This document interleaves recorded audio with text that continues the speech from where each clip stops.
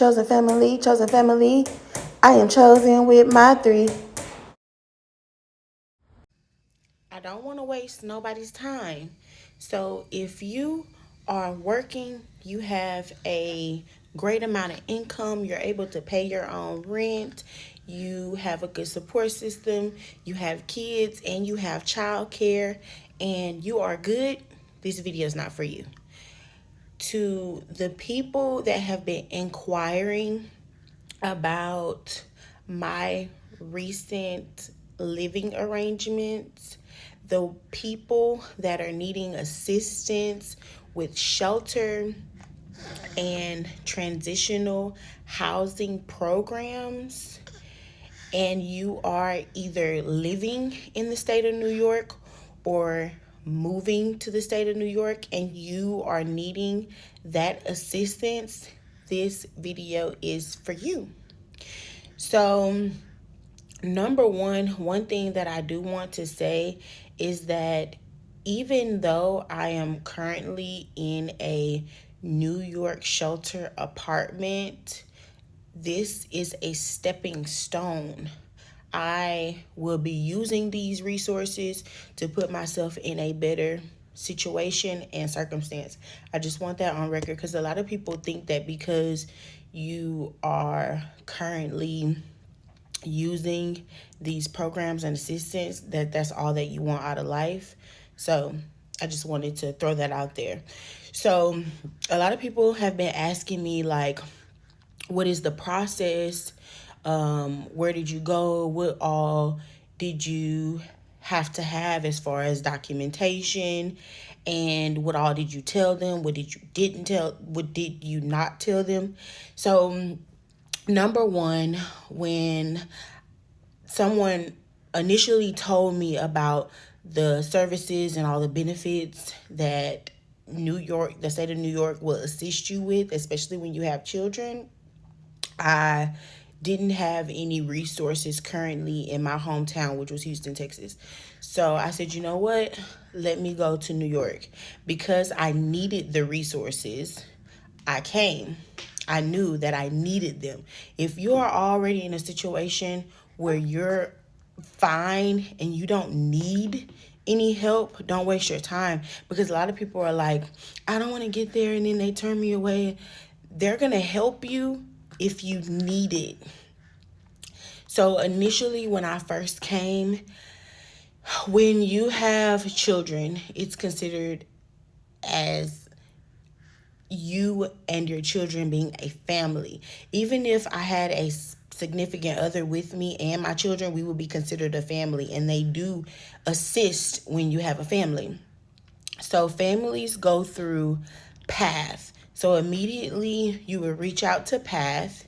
You will go there. There is no such thing as calling them, trying to schedule an appointment, or trying to confirm or get them to like let you know that they have a spot for you. Like, it doesn't work that way. It's an emergency shelter program.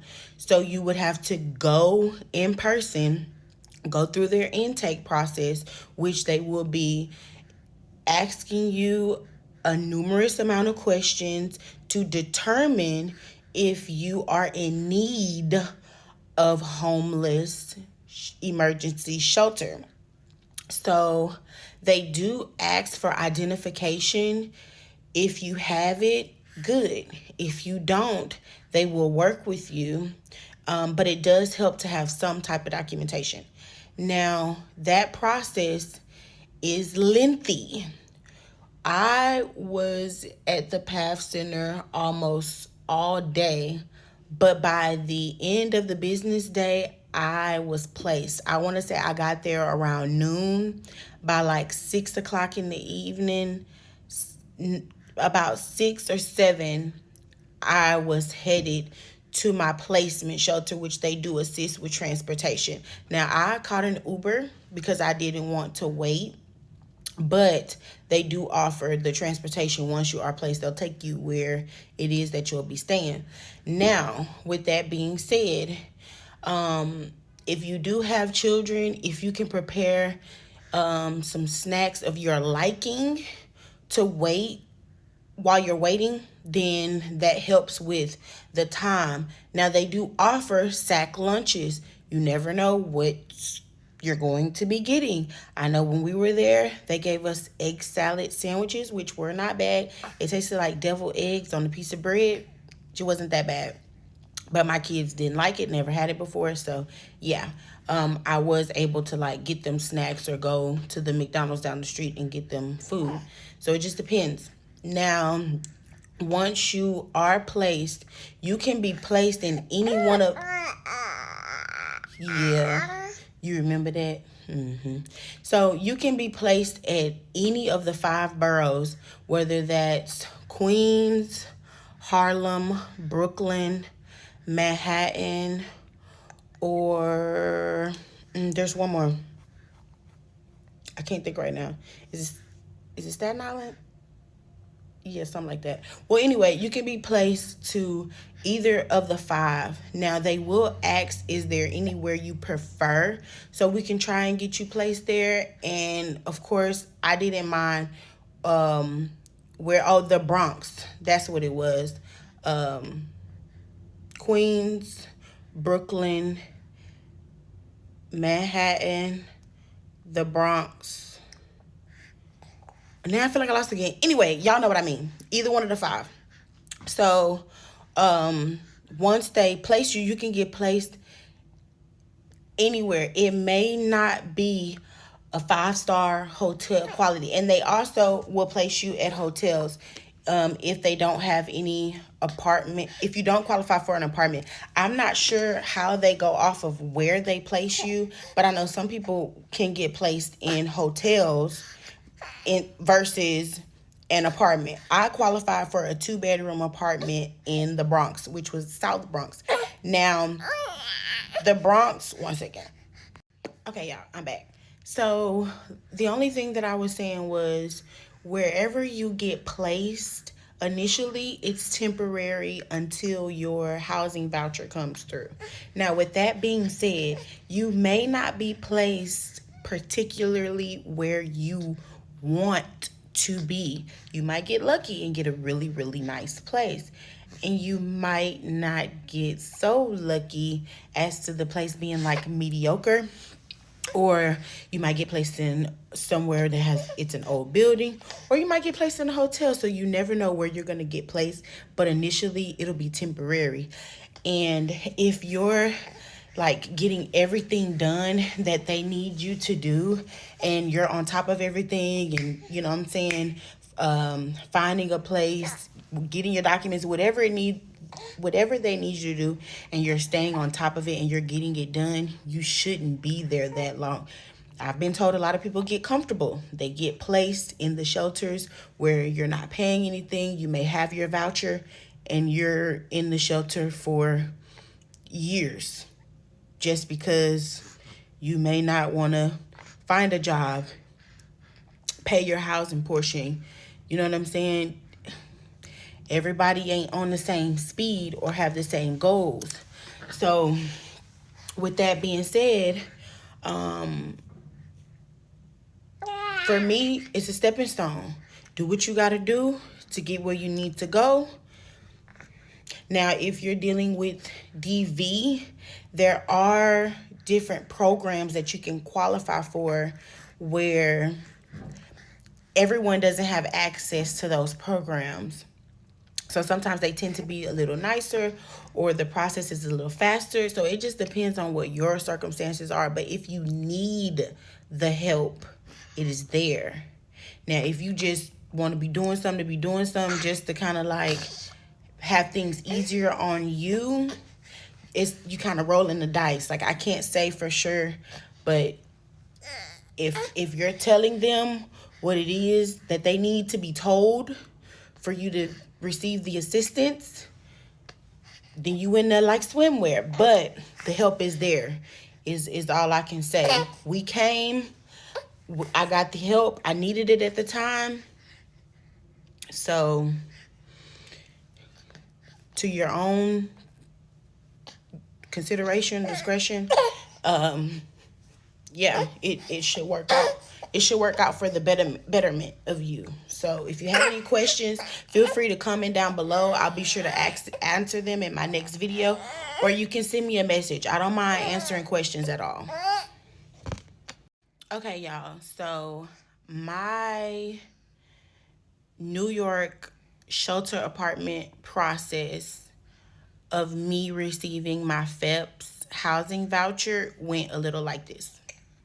So initially, November 14th, I was placed in a general 2-bedroom shelter apartment in the Bronx.